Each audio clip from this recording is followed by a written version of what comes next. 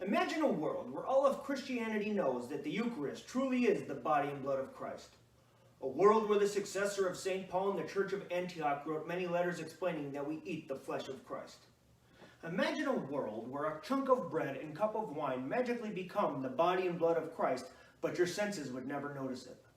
Imagine a world where a priest doubts the true presence of Christ in the Eucharist, and the bread in his hands turns into the body of Christ and begins to bleed. Imagine a world where the church tests this blood and finds out that it's AB positive, and this is the same blood type of all Eucharistic miracles throughout the dawn of time.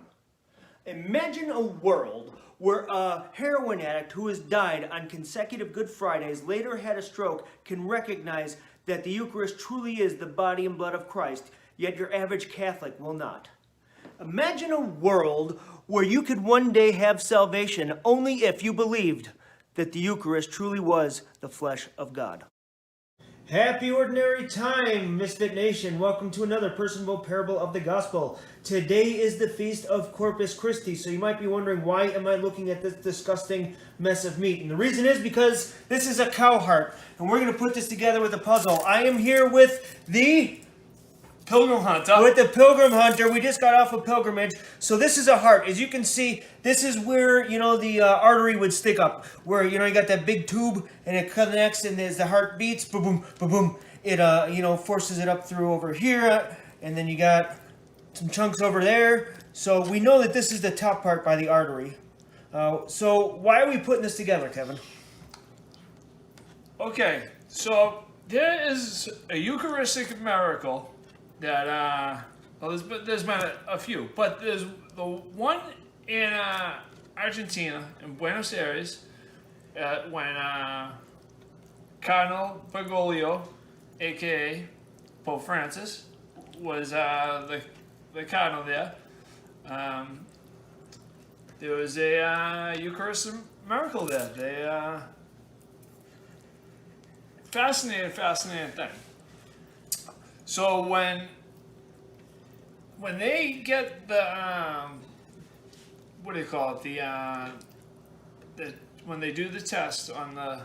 All right, so quick. If you don't know, Eucharistic miracle. This is where the body. You go up to communion. It's bread and wine. Well, here's the thing. I probably should have said this sooner. So, Feast of Corpus Christi is the feast of body of Christ. So, as Catholics, we really believe that even though it doesn't look like it, we are receiving the blood of Christ, the body of Christ, much like this hunk of meat. Obviously, this is bull. So, Eucharistic miracle is when it actually transforms, the wafer turns into a chunk of meat, or it bleeds, and they are able to test it. So, this happened in Buenos Aires? Buenos Aires. Okay.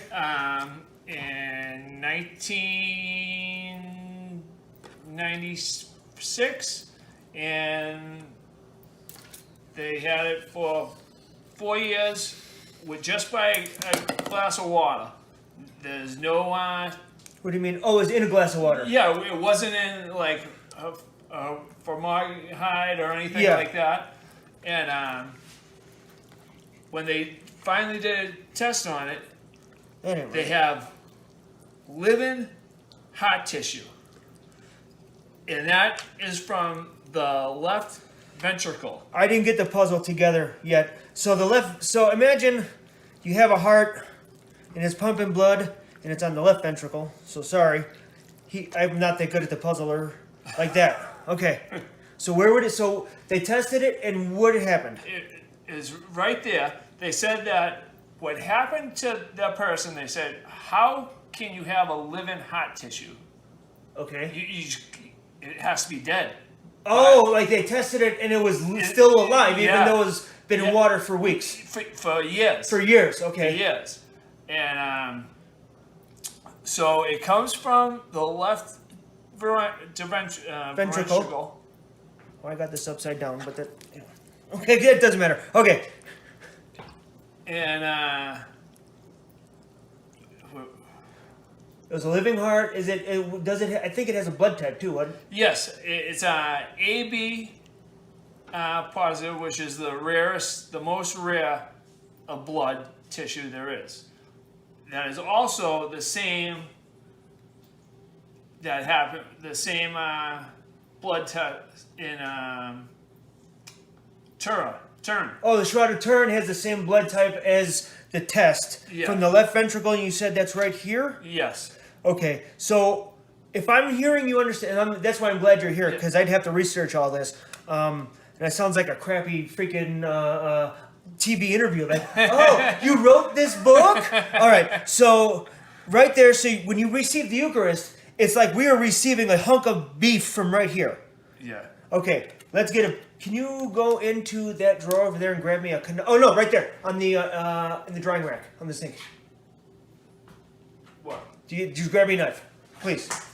Okay, so it would be like... Right about there? Yeah. And the priest would be... And the priest says... Body of Christ. And this is, even though it looks like a wafer, a chunk of bread, this is actually what we're receiving. Yeah. That's what we believe as Catholics, and that's what science tells us. Now, I'm told that there are other... Okay, now I'm sounding like a freaking schmo. All right, so I know also, you're better than me at this. This isn't isolated, so there's a whole bunch of them, right? Yeah, Lanciano in Italy. Yeah. That was the first one. It was like in like 17-something. 1300 Okay. something. It was a long time ago. Doesn't happen often. There was another case that may happen, and I don't even want to say this. The bishop threw it up. Oh, I heard of it. Yeah, the sacrilege. Yeah. Okay, but so this happens a bunch, believe it or not. So whenever they test it, I don't think that they always test it for the heart tissue. Yeah. But it always has the AB blood type. AB. Every one, even the Yeah. ones from 1300, still has the AB blood type. So remember, chunk of meat right there. It's as if Christ pulled out a chunk of his heart and said, receive this. And we, in the book of John, okay, now I wasn't going to do this, but now I'm going to do it. So in the book of John, he says like 50 freaking times, I am the bread of life. Or my flesh is too fruit, my flesh is too flesh, my flesh is true flesh, my blood is true drink. Unless you drink my blood and eat my flesh, you shall not have life within you. It uses the term eat. In Greek, it's trogo, which means like you're eating a rib bone, where you're tearing it from the meat. He says, I am the bread of life. He says, take and eat. This is my body given up for you. Literally, he says, this is me. I'm giving this to you. You may not recognize it in a chunk of freaking flesh or in a chunk of freaking bread, but this is it. If you don't believe that this is what's going on, you're not Catholic. Thank you for watching. Like us on Facebook, share us on Twitter, go to our YouTube page. As always, leave a gift in the comment section. We will add you to this week's prayer list.